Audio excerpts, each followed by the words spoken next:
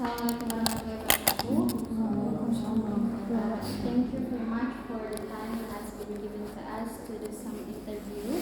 And here we are with Sir Madlan Sharifuddin SPD as one of the lecturer of English Education Study Program. And here I am Intan Zahra. I am Fitra. And I am Mulyana. So we are from class E of 2023 class. Here we're gonna interview some with the certain topic which is related with AI tools, and the topic is integrating AI tools in language teaching. As we know that this topic is an interesting topic that we have to talk about because we have seen in so many cases, and also it happened a lot at class, especially in learning process. And also this topic is quite is a controversial topic because most people say that it can help us to build our ideas, and also some people say that when we always use AI tools, for example like ChatGPT, we can rely on that. So there are 4 questions that we are going to ask, sir. And for the first question, is going to be delivered by Fitra. Time is yours. Okay, so for save the time, I want to ask you something, sir, about what is your response regarding the use of AI in the current era, where almost all of students here do their assignment. Do you think that when students use AI tools to do their assignment, is it academic dishonestly? Dishonestly? Okay. First of all, one thing that we need to remember that when we use AI, there should be a limitation. Yeah, how to limit yourself from using it, and you have to be wise to using artificial intelligence in constructing your idea or having a concept. I think to get a concept it's okay, but in constructing, elaborating your ideas, I think we need to limit that. That is the function of teacher or lecturer or instructor in the class, because they need to limit the functions of artificial intelligence in order to help the students to improve their critical thinking. Now, in that case, there are gonna be 2 cases in the class. Based on my experience, I will limit my students. Yeah.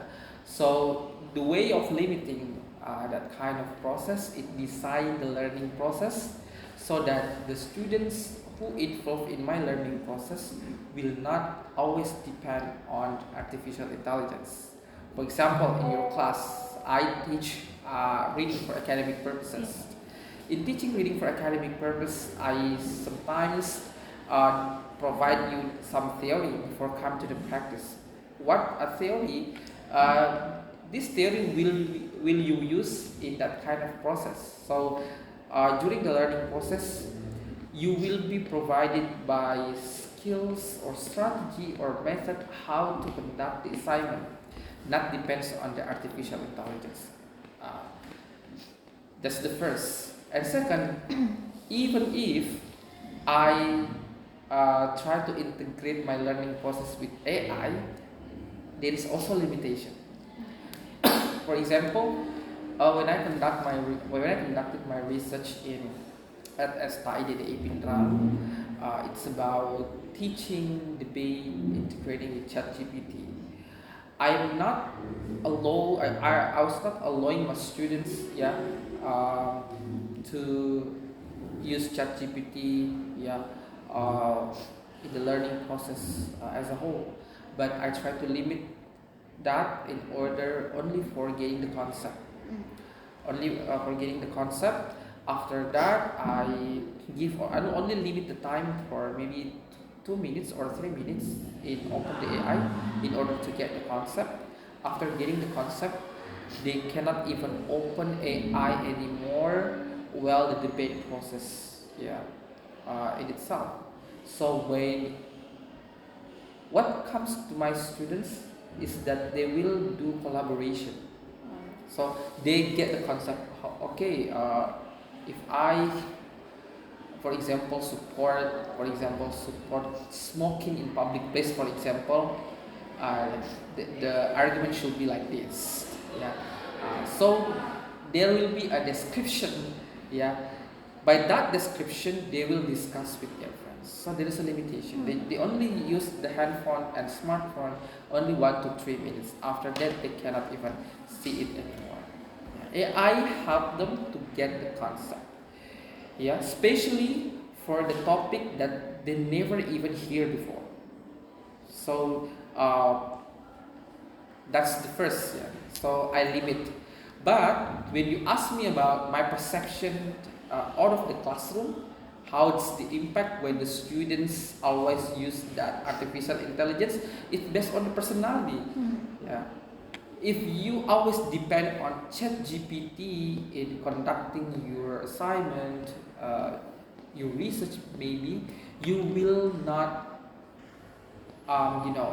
you will not realize on yourself which one is good and which one is bad, which one is correct and which one is incorrect, right?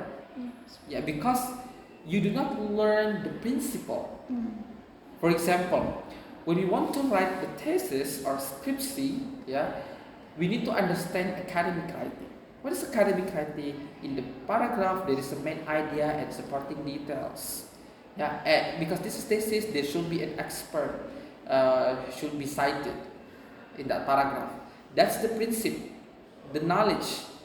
But when you use ChatGPT, you just get the result without any understanding how to construct the paragraph, how to construct the text.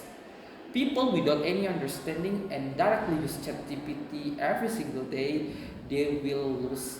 What is it? The people have a feeling when they see the text. This text is good. This text is bad because they have already having a basic knowledge about it. I think based on the personality.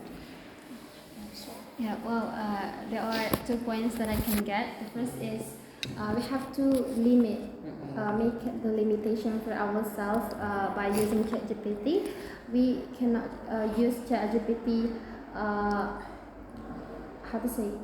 ChatGPT over and over and over again. And the second is it actually based on ourselves. We cannot rely on 100% to use ChatGPT because it can affect our ability, our skills, especially in critical thinking. And next, for the second questions, I'm gonna invite Mulyana for delivering the questions. Okay. We are pretty sure, sir, that you have experienced so many things in class. Have you personally explored or applied ChatGPT in your teaching context? If so, could you share your experience or observations? Okay, just like what I told you before, that I have implemented that kind of integration in my learning process, in my research. It's about integrating AI in Asian debate parliamentary classroom. So the first one, I try to explain the students the rule, yeah, that you may use AI to construct your concept only 1 to 3 minutes. After that, you have to close your smartphone and you come to your team and discuss, because maybe the first speaker, second, third have found the same concept, but the rules, every single person have to deliver different concepts. So please make a discussion, yeah, which one should be delivered by the first, second, and third students. They will construct the explanations, they will elaborate the information based on the idea of their friends. So we implement ChatGPT, but we give limitation in order to do not, close the discussion, yeah, among the students. So ChatGPT is just a tool, yeah, not a teacher. Yeah, if you use ChatGPT as a teacher, I think the students also cannot even get a good instruction in that learning process, because technology even if the technology is very good, there is always a limitation. There is always um, weaknesses of that cannot be covered, that cannot be um, covered or even completed, as well as the teacher in the classroom. Okay,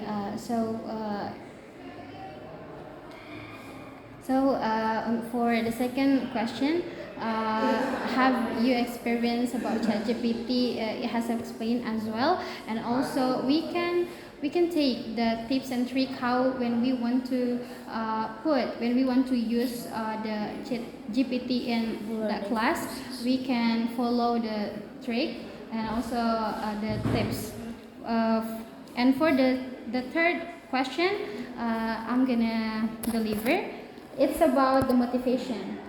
Uh, can ChatGPT affect students' motivation in learning? Because most students when they because most students just copy paste what they get from ChatGPT. So can ChatGPT improve critical thinking skills? We can ChatGPT enhance their motivation to always practice their critical thinking skills? Okay, I think it's about the learning design in your class. Yeah, when you can design your learning process to not depend on ChatGPT, but it helps the students to improve critical thinking. I think it can be.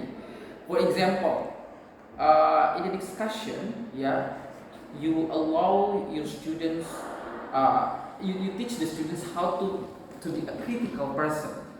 I try to maybe teach the students by use RL techniques.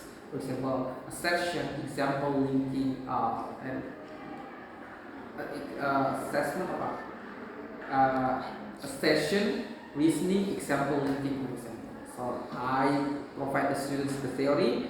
So in order to deliver the argument, you have to use RL techniques. So after delivering the argument, maybe the students feel that I'm not maximal in delivering my argument, sir. Okay, so you might open the ChatGPT, how the ChatGPT construct an argument based on our facts. So the students will see, wow, it's very good, sir. So please read, and next week you have to follow what ChatGPT construct. So the students will follow the example from ChatGPT, and when they come to the classroom, they will not see ChatGPT anymore. They will, they need to train themselves to be able to construct the argument based on oral techniques and the example that they have seen in that ChatGPT. So ChatGPT can be an example, I think. Yeah. This is the very good example when you want to construct an argument. You may see ChatGPT, but notice at the end of the learning process, they will see the example of it to copy that, in the next learning process.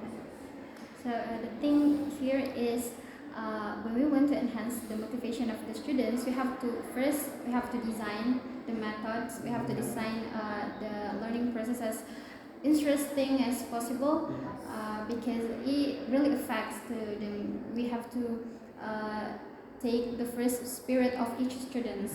And for the last question, I'm going to invite Purnama to deliver their her questions. Okay, thank you. My question is, what training is needed for teachers and students, sir, to optimally and ethically utilize ChatGPT? Okay, what can you repeat the question? What training? Yes, sir. Okay. I think ChatGPT may be commonly used by the students, right? Yes. Even Yeah. teacher, even students.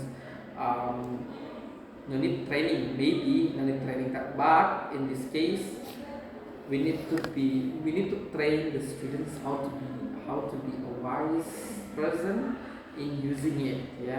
Bagaimana sih menjadi orang yang bijak in using the ChatGPT? Not the strategy how to the tutorial how to use it, but the strategy how to be a wise students. I think before come to the classroom, the teacher need to set the goals of the learning process. What is the goal of the learning process you want to achieve? if the goals, one of the goals is that the students um, can improve their speaking skills or reading skills or writing skills by integrating the technology, it can be used, yeah, to improve that one. But notice that artificial intelligence, yeah, has so many part. Not only ChatGPT, there is also many applications like what is it, cloud. What is it? Many more, yeah. Cloud. It means that can help the students to get references from international journals or national journals. Yeah, I think it can be used in that class, yeah, because it just helps the students to find out the journals. But special for ChatGPT, like I said before, that there's not a special strategy how to use it, but we need to educate the students how to use it wise in that class. Yes. For another artificial intelligence, as long as help the students to improve their English competences, I think it's okay. For example, we also use application to improve our pronunciation skills. We used to improve our reading skills to find out the specific informations and what is it, the meaning of the vocabulary. I think it's okay, yeah, in order to understand English well. Especially for ChatGPT, just educating the students, make them realize, yeah, how good ChatGPT, yeah, the good of ChatGPT and the bad impact of ChatGPT when you cannot even wise to do that or to use it. I think that's my answer. Yeah, here the teacher is plays an important part of the students, because we have to educate first the students to realize that they need to use AI, ChatGPT, especially wisely. That's the last question of our interview, sir. Thank you very much. And in conclusion, ChatGPT has the good side and also the bad side. It depends ourselves. We cannot rely on 100% of using ChatGPT. And as the teacher, we need to always educate and educate the students. I think that's our interview, sir. Thank you very much once again about your time. Assalamualaikum warahmatullahi wabarakatuh.